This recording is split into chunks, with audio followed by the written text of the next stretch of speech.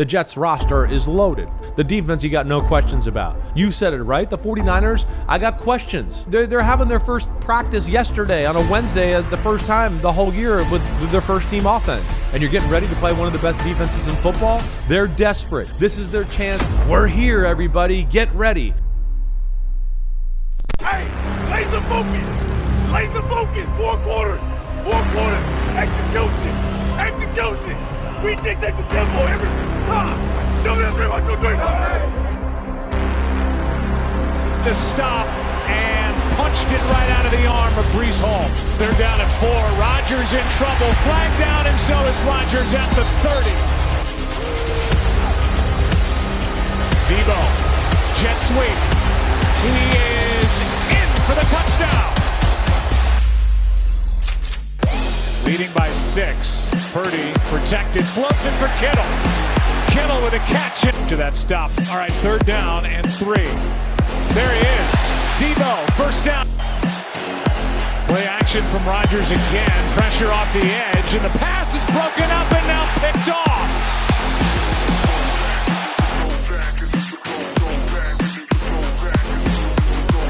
Purdy, Samuel, the catch, the turn, and there he goes. Ayuk behind Bell left. They run Mason off the left side. A cutback run. Touchdown! 2 words. Absolute domination.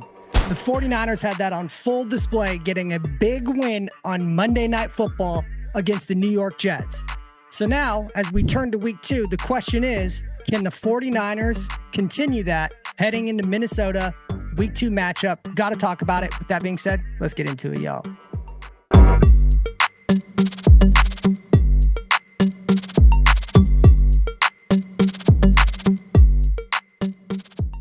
Yo, what's up, everybody? It's your boy, Ryan Tigey, back in action. My God, the 49ers looked in midseason form this past Monday Night Football against the New York Jets.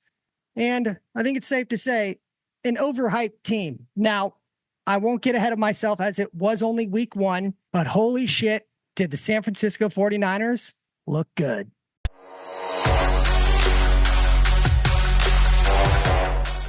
Before I head into the preview of the Minnesota Vikings week 2 matchup for the San Francisco 49ers, had some key takeaways from week 1 that I think will be relevant as the 49ers prep to take on Sam Darnold and company in Minnesota. The 49ers, as we all saw, a resounding win. 32-19 was the final score. And I think it's safe to say that 19 points that the Jets got, that's not indicative of how the game went. As we all know, the 49ers dominated physicality the entire game on both sides of the ball, on all 3 phases. And when you look at the Jets' 19 points, what we can say is one of those touchdowns was at the very end of the game in trash minutes with backups. And then, of course, the only touchdown Aaron Rodgers threw was on a free play when I believe it was Leonard Floyd who jumped off sides. Aaron Rodgers is the master of getting free play touchdowns. I believe he's actually the all-time NFL leader following that touchdown that he got on Monday night. And so when you think about it, the defense, they did an unbelievable job, especially when you just look back 1 year ago today and just see where the 49ers defense looks right now versus how they looked last year. And I think the biggest storyline, and it's the most obvious storyline, the national media, pundits, and fans got introduced to JP Mason. For those that stay up to date with the 49ers and are 49er fans, everyone's been made aware of what JP Mason can do. We've seen him come in for Christian McCaffrey, although typically limited amount of reps that he gets. But throughout the past 3 years, the 49ers, they've let JP Mason run the rock. And that's what he's always done. A physical runner, dominant performance. And I love that he got to have that on full display in a primetime matchup to let everyone know, although the best player on offense in the NFL, in my opinion, Christian McCaffrey, wasn't able to go. This is what Kyle Shanahan and his outside zone run scheme does. There's 2 things you need to be a good running back in the Kyle Shanahan outside zone run scheme. With the outside zone run scheme, the offensive line tries to create lateral movements, which that opens up the option for the running back to have cutback lanes. And so under the Kyle Shanahan scheme, the two qualities that portray the most success under this particular offense are runners that run physical, downhill, and hard, which we saw Jordan Mason, he does that, but that they also hit the right hole. And so again, as 49er fans, everyone knew what JP Mason was capable of. And I almost find it pretty surprising that people are this floored. I mean, he did have 28 carries, 147 yards in week one in a primetime matchup. I think obviously a lot that plays into that is the extreme overhype of the Jets defensive line and just the Jets defense in general. And then when you just look back at other running backs that have success that have been essentially no names to national fans and media, you think of guys like Raheem Mostert, Matt Breida, Elijah Mitchell. So this is what the Shanahan scheme is built on. You don't necessarily need to have the number one superstar running back in the NFL for the 49ers to have success. That's just not what they need. They need a running back who can be decisive, hit the right hole, and run downhill. And that's what JP Mason had on full display. And it was awesome and amazing to see.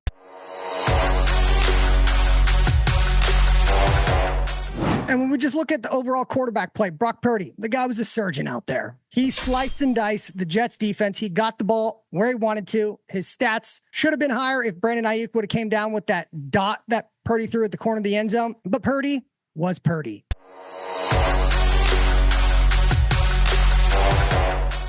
And then in terms of the game ball without question was that offensive line. When you think about what Dominic Puni has been able to do as a rookie in his first game as right guard, the 49ers, it's official. They got a guy. He looked like an absolute savvy vet out there and had an unbelievable performance. And when you think about the 49ers team, when you just compare it to last year versus what we see this year, the weakest spot was the right side of the offensive line. And Puni is a massive upgrade versus what the 49ers were working with last year. So as fans, everyone should be excited. The 49ers, their offensive line, without a doubt, got better. And Puni was going up against a $100 million defensive lineman in Quinnen Williams, and there were no issues. Brock Purdy didn't get sacked. Trent Williams, by the way, no practice, no training camp, totally fine. Played all the snaps. Let out 0 pressures on 33 pass attempts, which I believe is like the first time since week 3 or week 7 and since 2022, since the offensive lineman has allowed 0 pressures in 33 pass attempts. So it was an unbelievable performance all the way around. They literally just ripped the souls out of Robert Saul and that Jets defense that had a lot of media hype around it. And so that was by far my biggest takeaway in terms of success that the 49ers had going up against the Jets.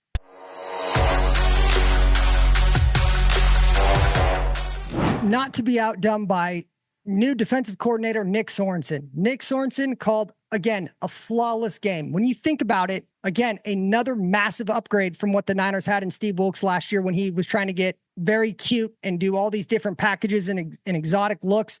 Nick Sorensen, he kept it simple. You have all pros and Pro Bowlers all over the field on the defensive side. And so what did he do? He let those studs win their battles. And that's exactly what happened. And the defense, they particular look like they're in midseason form. I mean, for fuck's sake, Fred Warner is flying around the field. That peanut punch, which was the identical play that he did against Dallas Cowboys last year in Tony Pollard. I mean, it was just unbelievable to see the defense flying around. And then, of course, Charvarius Mooney-Ward, Deommodore Lenoir, we know, unbelievable job with that interception, getting his hand in there.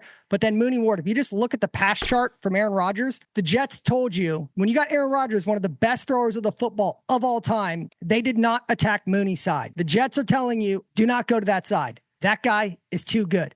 So shout out to Mooney-Ward. Unbelievable job.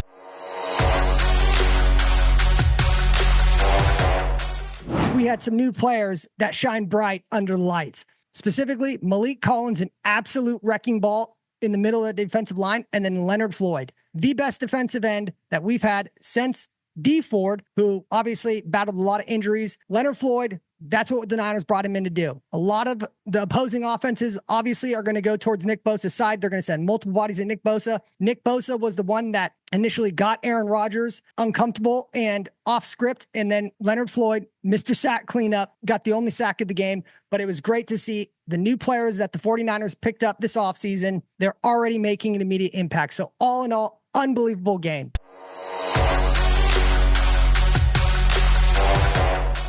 Christian McCaffrey, late game scratch. There were some overblown stories about what JP Mason said after the game. Who cares? It's on to week 2, but it is concerning as the reports came out today that now they're labeling Christian McCaffrey as having Achilles tendonitis. Okay. Throughout all training camp, it was his calf. Then I think it was last week, Shanahan mentioned the Achilles as the part of the calf, which raised some red flags. And then, of course, now they're saying he has Achilles tendonitis, which is kind of an unknown thing in terms of how long it can expect to get better. But again, interviews as of Wednesday, Christian McCaffrey was interviewed at his locker room, and his mindset, he's going to play this week. My mentality is I'm playing this week. That's where I'm at. That's how I am every week. You know, I'm not lying. I think as soon as a player says, you know, maybe I'll play, maybe I won't, that's not a good mentality to go into a week with, you know, when you're kind of on the fence. So for me, I'm ready to go. So we will see, although a lot of the reports coming out are saying that he's doubtful. Christian McCaffrey, he's working as if he's going to play. So we hope to see Christian McCaffrey out there against Minnesota.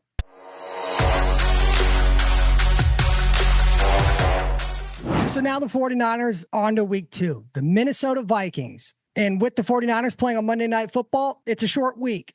So it's going to be a quick turnaround for the team. It seems like for the most part, they got out of the Jets game fairly unfazed. I know Juwan Jennings is now battling an ankle injury, which was the definition of a hip drop tackle that wasn't called, although funny because they used Jimmy Ward's as one of the prime examples of a hip drop tackle when he tackled Tony Pollard. But hey, whatever. And so I think it's beneficial to take a look back at last year's game because the Minnesota Vikings, they have the same coaching staff. You got Kevin O'Connell, who's a great coach. He's also happens to be the offensive play caller and head coach. And then you got Brian Flores, who's the defensive coordinator, who was on the staff last year as well. So I think there's a lot of things that we can take away from how the game went last year and forecast how it's going to potentially go during week 2 for the 49ers.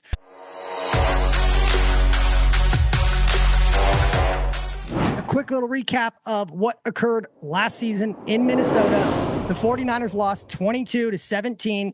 And I can say pretty confidently, it was their worst game. And I'm pretty sure by far on both sides of the ball. Christian McCaffrey fumbled the football when they were like on the 10-yard line, when they were immediately driving on their first drive down the field to go get in the end zone. That killed momentum. Brock Purdy had 2 interceptions. That's also the game where Brock Purdy legitimately had a concussion and just never got flagged for potentially having one. But it was pretty clear, especially I believe in that second interception that he threw last year, he was not okay mentally. So nonetheless, he got smoked last year and he didn't have his best game. And then Jake Moody missed a kick. I believe it was like a 46-yard field goal, somewhere in the 40s, missed a field goal. And then the defense, they had their worst performance. They gave up 452 yards against the Minnesota Vikings. Now, Kirk Cousins, who's no longer the quarterback, he's now in Atlanta. He played his best game of his career going up against San Francisco. They gave up, the San Francisco 49ers defense gave up 378 yards passing last year against Kirk Cousins. And that's also, they did not have Justin Jefferson, the best wide receiver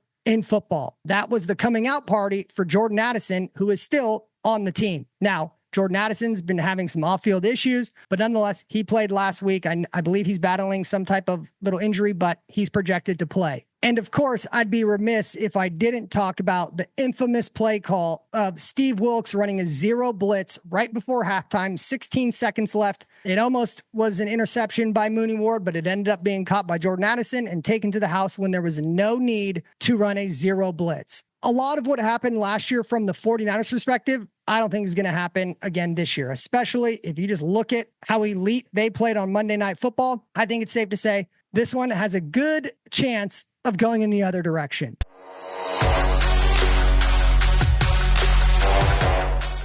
One thing we know for sure, their defensive coordinator, Brian Flores, they blitzed the shit out of Purdy last year. And that is his MO. They blitz more than any other team in the entire NFL. So the 49ers obviously can anticipate a lot of heat coming and often. And it was clear last year, their main objective with running so many blitzes against Purdy, as they do to most teams, but specifically how it affected Purdy, was they wanted to disrupt Purdy's timing. Everyone knows Purdy plays with elite level anticipation. And the amount of blitzes they were running, it was specifically to get him off his spot, to get him out of his rhythm, so he didn't have the ability to anticipate and get the ball out without him being able to dissect the defense. And when you look at the Vikings week 1 game, they had a layup. They played the New York Giants, the Daniel Jones New York Giants. If any of you watch other teams, whether it's on Red Zone or just fans of other teams, it's pretty clear the Giants, they're not looking good yet again with Daniel Jones as their quarterback. And there was even reports and stories coming out that the Vikings defensive players were starting to feel bad for Daniel Jones just because of how shitty he was playing. So it's safe to say the 49ers, they're in a different stratosphere relative to the New York Giants. And with that, the Vikings were uncharacteristic. They didn't blitz a whole heck of a lot against Daniel Jones. Why? Because they didn't need to. The New York Giants stink. And so this week, you can definitely anticipate blitz heavy against San Francisco 49ers and stacking the box to try to stop the run. And so to put it in perspective, if you were just to look back at Brian Flores, and I think this stat hits home the most, is through week 6, they led the NFL with a 58% blitz rate. So more than half of the plays on defense, they blitzed. And on third down, they called cover 0 blitz. So an all out blitz, 20% of the time on third down. And you know what the league average was? 6%. That's a massive delta. And it just shows Brian Flores likes to bring the heat. And when you're able to take advantage of the heat, that can lead to good plays. And so I have all the confidence Kyle, Purdy, and the boys are going to be able to scheme it up and slice and dice in this get back game heading into week 2.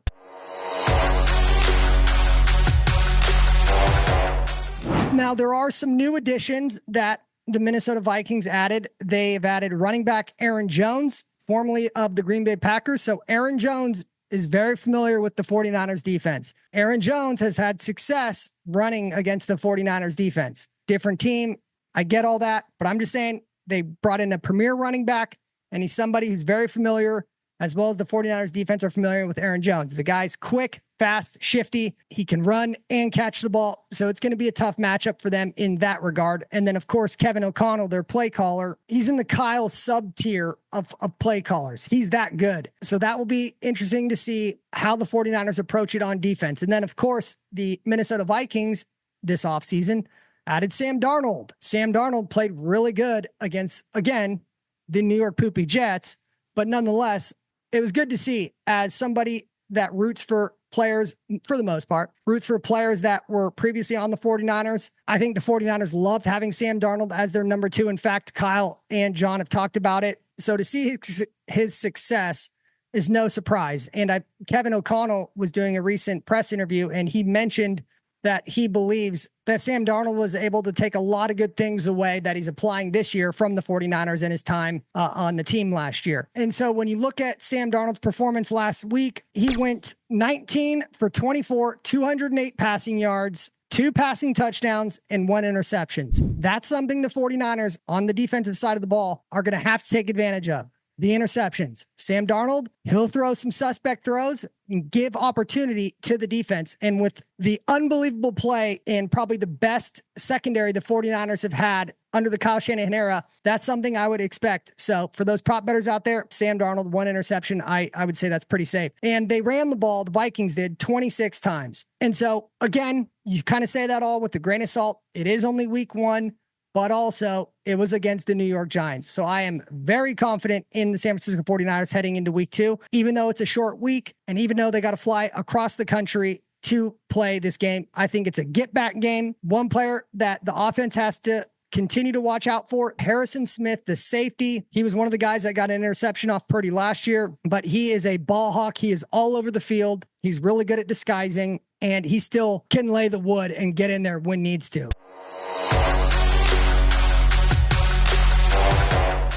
I would predict the 49ers, they're going to win this football game. I believe everything is trending towards Huff to come back and be in the starting safety role for Greg Odom, who was the one who played the other safety spot opposite of Jair Brown, which is massive news. The 49ers are about to add another first-team All-Pro player in their secondary of a secondary that's already stacked. So I think Sam Darnold is going to have a hell of a time trying to read all those defenders and all those stars, all those playmakers all over the field. And I think Kevin O'Connell is going to have a hell of a time scheming for it. So this game, it should be a good one. The Minnesota Vikings like to be really balanced and run and pass, just like the 49ers. Very similar schemes on the offensive side of the ball. But the 49ers, we just got too many weapons. I would anticipate, as a person who had the first pick in his fantasy draft, took Christian McCaffrey, kind of fucked me last week, but let's not talk about that. I would anticipate Christian McCaffrey. There's a much higher probability that he doesn't play this week, although fingers are still crossed because it sounds like JP Mason got out of there relatively unscathed. So even if Christian McCaffrey does play, I would still expect a heavy dose of JP Mason and watch him go to work because that dude's a fucking bulldozer. And similar to what we saw when JP Mason started, especially in the second half of the game, Jets defenders were making business decisions. When they saw JP Mason hitting that hole, you saw guys legitimately getting out of the way or doing a half-assed dive to try to tackle him, and he would just run right by. So I think the 49ers are a much better team than what they were last year. I believe they played Minnesota Vikings week 7. We're going into week 2. We've only seen one game that we can go off of for both teams, but I like where the 49ers are at, and I like their chances. All right, y'all. Had to jump on here and give my few thoughts. I'll be back, but until my next video, like, comment, subscribe. You know the deal. Hit me up. Peace.